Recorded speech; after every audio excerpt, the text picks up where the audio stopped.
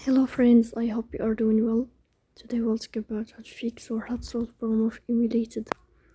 On the application of Dropbox, we click on settings. Here we click on apps, default apps, app settings. In this list you will search about Dropbox and you will click. Here we click on first stop and we click OK.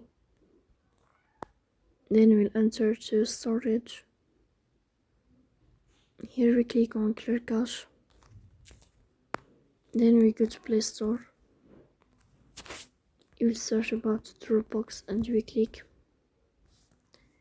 Here you will uninstall your app and you will install it again to fix that problem.